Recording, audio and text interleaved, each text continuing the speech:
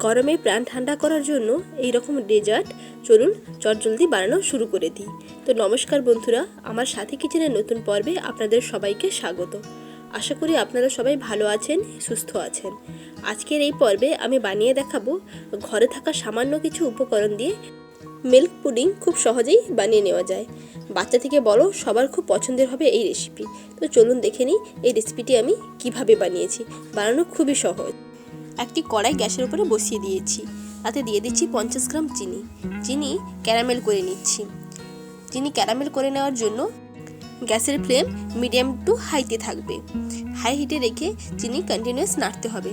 দেখবেন একটু পরেই চিনি সুন্দরভাবে মেল্ট হতে শুরু করবে এবং ব্রাউন হয়ে আসবে। এইরকম করে আমি ক্যারামেল তৈরি করে নিচ্ছি। এই ক্যারামেল করে নেওয়াতে দুধের কালার খুবই সুন্দর আসে। দেখুন চিনি অলরেডি মেল্ট হতে শুরু করেছে। শুকনো চিনি ক্যারামেল করতে যদি অসুবিধে হয় তাহলে 1 চামচ জল দিয়ে দিতে পারেন। শুকনো চিনির উপরে 1 চামচ জল দিয়ে এইরকম কন্টিনিউয়াস হাতা দিয়ে নাড়তে হবে। নাড়তে নাড়তে দেখবেন সুন্দরভাবে ব্রাউন হয়ে ক্যারামেল হয়ে আসবে। এরকম প্রসেসে আমি ক্যারামেল করে নিচ্ছি।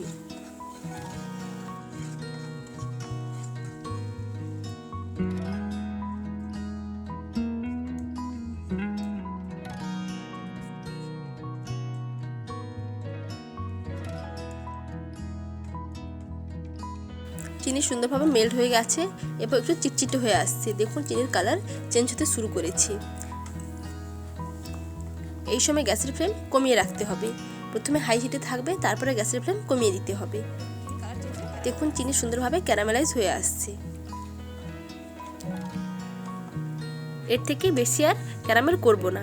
এর উপরে দিয়ে দিচ্ছি লিকুইড মিল্ক। এখানে 250 ml লিকুইড মিল্ক দিয়ে দিচ্ছি।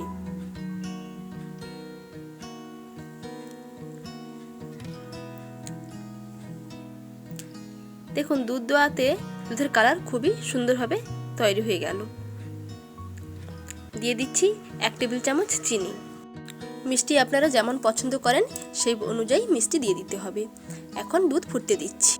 পুডিং তৈরি করার জন্য নিয়ে নিচ্ছি প্রথমে একটি বাটিতে 1 টেবিল চামচ কর্নফ্লাওয়ার আর দিয়ে দিচ্ছি সামান্যতম জল দিয়ে একসঙ্গে কর্নফ্লাওয়ার ভালো করে গুলে নিচ্ছি। এই কর্নফ্লাওয়ার জলের মিশ্রণ অল্প অল্প করে ফুটন্ত দুধের মধ্যে দিতে হবে। দেখবেন দুধ সুন্দরভাবে ঘন হয়ে আসবে। একটি কাঁটা চামচ দিয়ে কর্নফ্লাওয়ার সুন্দরভাবে গুলে নিচ্ছি। এই কর্নফ্লাওয়ার জলের মিশ্রণ দুধের মধ্যে অল্প অল্প করে দিতে হবে। দুধ সুন্দরভাবে ঘন হয়ে আসবে। দেখুন দুধ আগে থেকে অনেক ঘন হয়ে গেছে। এই রকম হাতা দিয়ে কন্টিনিউয়াস নেড়ে নিচ্ছি।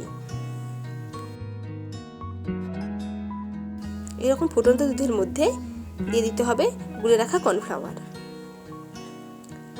কর্নফ্লাওয়ার অল্প অল্প করে দুধের মধ্যে দিয়ে দিচ্ছি, দিয়ে একসঙ্গে ভালোভাবে মিশিয়ে নিচ্ছি।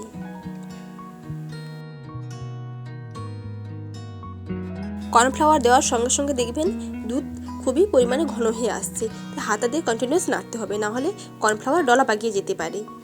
তাই হাতা দিয়ে এইরকম দুধের সঙ্গে মিশিয়ে নিচ্ছি। কন্টিনিউয়াস নাড়তে নাড়তে দেখবেন দুধ একেবারে জমাট হয়ে যাবে। দেখুন দুধ একেবারে জমে আসছে। এরকম হাতে দিয়ে নাড়তে থাকলে দুধের মধ্যে আর কোনো ডলা পাকাবে না। দেখুন দুধ একেবারে ঘন হয়ে গেছে। এখন গ্যাসের ফ্লেম অফ করে দিচ্ছি। আবার খানিকক্ষণ হাতাটি দিয়ে এরকম নেড়ে নিচ্ছি। দেখুন আগের থেকে একেবারে ঘন হয়ে গেছে। পুডিং তৈরি করার জন্য একটি বাটি নিয়ে নিচ্ছি। বাটিতে পুডিংটি ঢেলে নেব। তার জন্য প্রথমে বাটিতে ঘি ব্রাশ করে নিচ্ছি। ঘি অল্প লাগিয়ে নিচ্ছি, বাটিতে ঢেলে দিচ্ছি। তৈরি করে রাখা ক্যারামেলাইজড মিল্ক বাটিতে ঢেলে নিচ্ছি। সম্পূর্ণটি বাটির মধ্যে ঢেলে নিচ্ছি। দিয়ে বাটিটি 2-1 ট্যাপ করে নেব যাতে ভেতরে কোনো বাবলস না থাকে। দেখুন এরকম সুন্দর থকথকে হয়ে গেছে। প্রথমে বাইরে ঠান্ডা করে নিতে হবে, তারপরে ফ্রিজের মধ্যে নর্মাল ফ্রিজের মধ্যে 1 ঘন্টা রেখে দিতে হবে। দেখবেন সুন্দরভাবে বসে যাবে। 1 ঘন্টা পর ফিরে এসেছি। দেখুন আগের থেকে একেবারে বসে গেছে। প্রথমে একটা ছুরি দিয়ে এরকম সাইডগুলোকে ছাড়িয়ে নিচ্ছি। তারপরে এইরকম শেপ দিয়ে কেটে নিচ্ছি। তবে আপনাদের যেমন পছন্দ সেই অনুযায়ী কেটে নিতে পারেন। এই গরমে এই রকম ডেজার্ট যদি থাকে তাহলে খুবই ভালো লাগবে, খুবই তৃপ্তি পাওয়া যায়। এই রেসিপি কেমন লাগলো তা আমাকে কমেন্ট সেকশনে জানাতে একেবারেই ভুলবেন না।